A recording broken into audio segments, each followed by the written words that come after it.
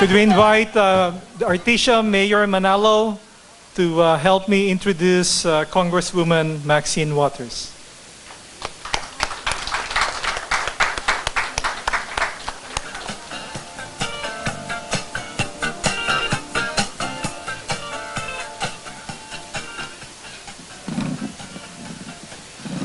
Oh, you picked a song I didn't know. I wanted to sing. Is magandang gabi po sa inyong lahat. Good evening, ladies and gentlemen. My name is Victor Manalo. I'm the mayor of the city of Artesia, and it's my honor to be here. Once again, I want to thank Joy Quinto and congratulate the California Journal on its 22 years. And I think Joey's invited me to come ever since the first day I was elected. So I was elected in 2007, so I can't do the math, but maybe some of you can.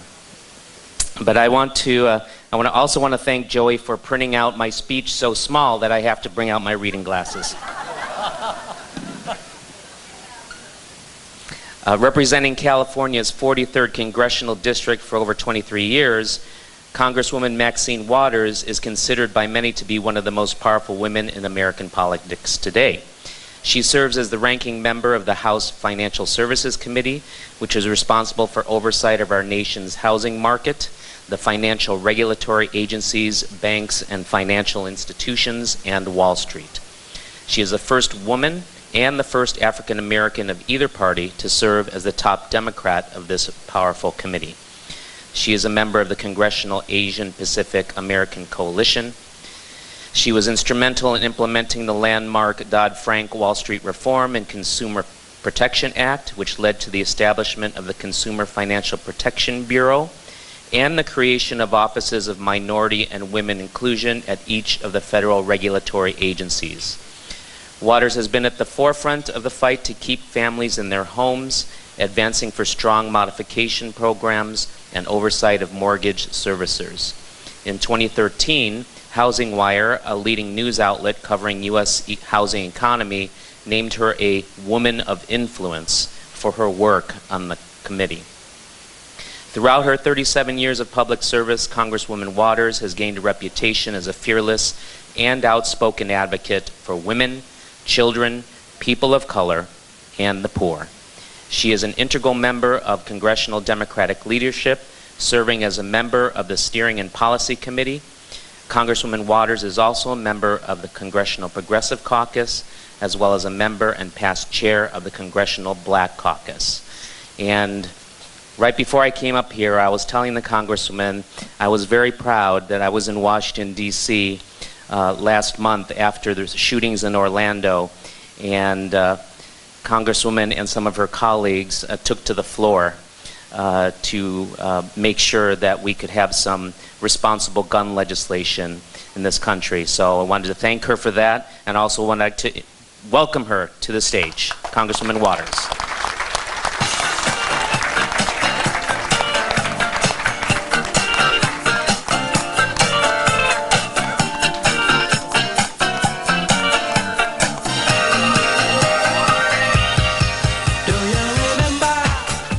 Good evening. Good evening. I'd like to thank Mayor Victor Manalo for that very generous introduction. I am so pleased and delighted to have met him here this evening, and I'm also very pleased and delighted to be here with all of you. So, with that, I first want to give special praise to Joy. Joy Quinto is a very special human being. And I'm so honored to join the California Journal for Filipino Americans for the 22nd Anniversary Awards Dinner. Joey Quinto should be absolutely thanked and congratulated for his work with this organization.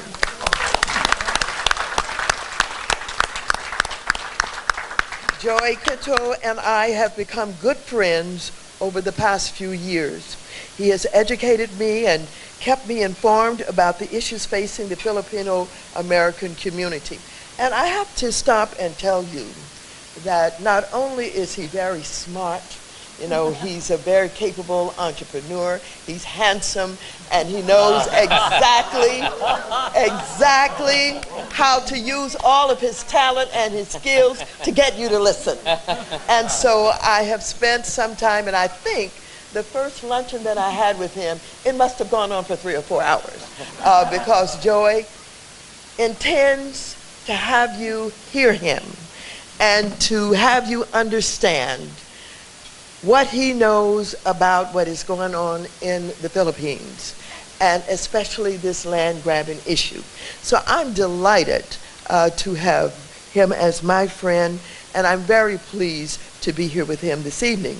Mr. Quinto has worked especially hard to bring attention to the urgent problem of land grabbing in the Philippines and the devastation land grabbing has caused for many Filipinos landowners who are not wealthy and well connected. Mr. Quinto is dedicated to the proposition that people's lands should not be arbitrarily taken away from them. So, with that, I'd like to stop and take another moment to talk about Congressman Edward Royce. But before I do that, I just told you how smart Joey Quinto is. He created the most diverse table in America.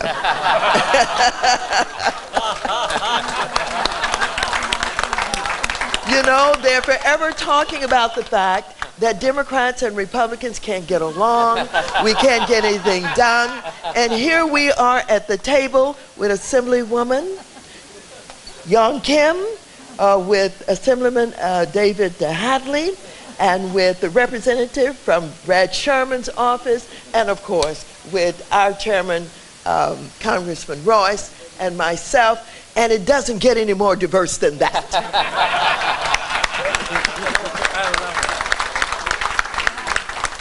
And so I'm always pleased to be with Congressman Royce. I'm glad he was able to be here because I know he's always here at this event and on other occasions. Congressman Royce is, as you know, the chairman of the House Foreign Affairs Committee. He serves on the Financial Services Committee with me and chairs those 2 subcommittees that you heard about just a moment ago.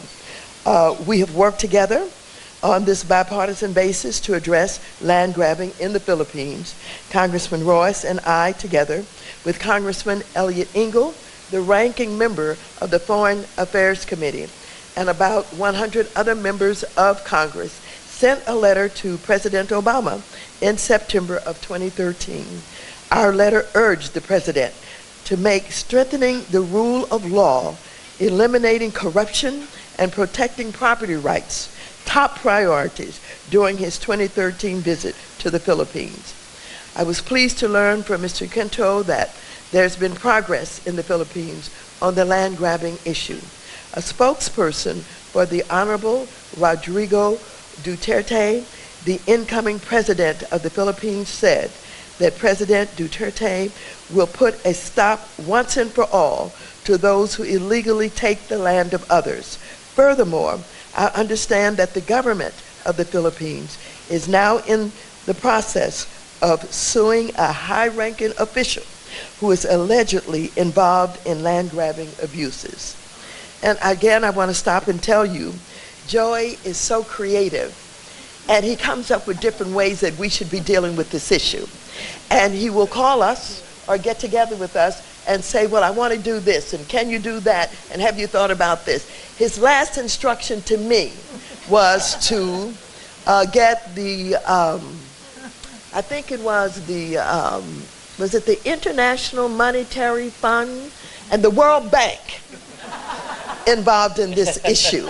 And he told me exactly how to do it, and so I'm waiting on a meeting with the head of the World Bank so I can carry Joey Quinto's message to him.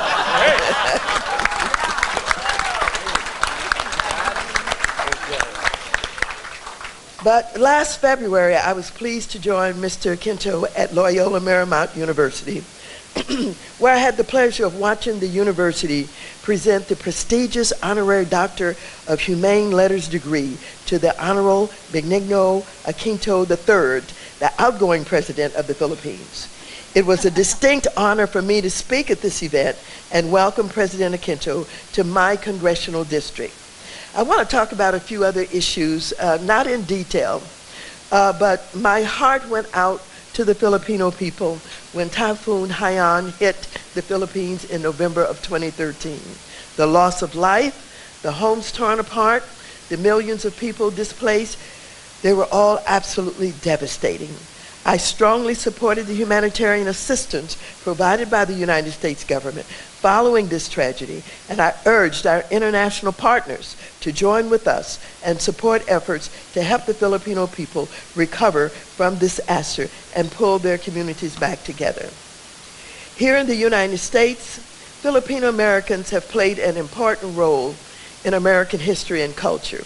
And this evening, while we are honoring some individuals and we're talking about some of the issues of the Philippines, I think it is very important for us to take a moment to focus on the contributions that Filipinos have made to this country and to show our appreciation for your involvement, for your leadership, and for your patriotism.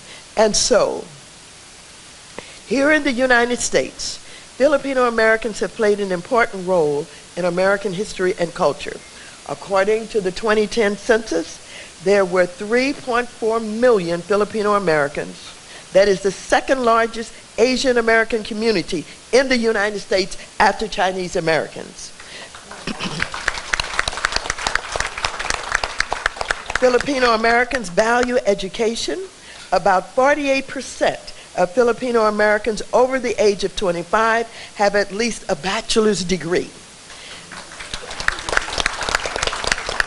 Ladies and gentlemen, that is one of the highest college education rates in the United States. Filipino Americans make important contributions in the American health sector, where they work as doctors and dentists and nurses. Filipino American nurses comprise about 3.7% of American nurses and 40% of all foreign-born American nurses. Indeed, 18% of Filipina American women work as registered nurses, and we don't know what we would do without you. Thank you very much. I'm immensely proud of the Filipino community here in Los Angeles. The greater Los Angeles area is home to the country's largest Filipino community, numbering about 607,000. Los Angeles County alone is home to more than 375,000 Filipinos. In the city of Carson, more than 20% of the population is Filipino. These Filipino Americans are a significant part of the multicultural fabric that makes the Los Angeles area a great place to live. In addition to that, Filipinos have played an especially important role in our nation's defense. As recently as 2008, immigrants from the Philippines accounted for more than 22% of foreign-born members of the United States Armed Forces. That is more than any other foreign country. During World War II, more than 200,000 Filipinos joined the U.S. Armed Forces and fought for freedom in the Far East. Congresswoman Tulsi Gabbard recently introduced a bill, H.R. 2737, to honor these Filipino World War II veterans with the Congressional Gold Medal, and I proudly agree to co-sponsor this important bill, and I think Congressman Ross has also is on board with that. And I think it is important to show our appreciation for the contributions that have been made. And when we talk about this Congressional Medal of Honor, that is one of the highest ways that you can do that. Furthermore, let's talk a little bit about public service. Filipino Americans also play an important role as public servants in the United States. I'm going to call a few names, and I know some of these people. I know Mona Pascal. I don't know how many know Mona Pascal, serving as acting lieutenant governor of California in 2009 and 2010, and now serves as Governor Jerry Brown's appointments secretary. Nana Coloretti currently serves as Deputy Secretary of Housing and Urban Development at the U.S. Department of Housing and Urban Development. Camille Kalimalim Touton is the Deputy Assistant Secretary for Water and Science at the U.S. Department of the Interior. Jason T. Legria serves as a Special Assistant for the U.S. Commission on Civil Rights. Veronica Valdez serves as a Special Assistant for the U.S. Department of Defense. Carla V. Bernal is the Deputy White House Liaison at the United States Department of Justice.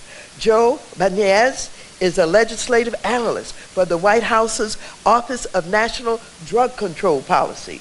Daniel B. Preto is the Director for Cybersecurity Policy at the National Security Council. And finally, closer to home, the man that just introduced me, Victor Manalo, who is with us here today, having introduced me, is the mayor of the city of Artesia. Let's give them all a big round of applause.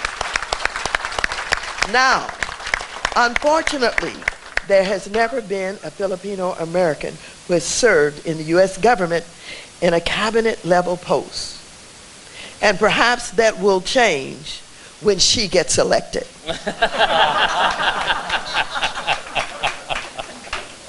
Regardless, Filipino Americans will continue to play prominent roles in public service. So in conclusion, I join together with all of you in the Filipino American community to support the efforts of Filipino Americans who wish to serve their country in elected and appointed positions at all levels of federal, state, and local government. Filipino Americans have played a critical role in our nation's history, and I'm confident they will continue to do so, and their contributions will be observed throughout our great country. Thank you for having me here this evening. I'm enjoying this immensely, and while it was announced by Joy that there would be representatives here talking about the platforms of these two parties, I'm not one of them. Thank you very much.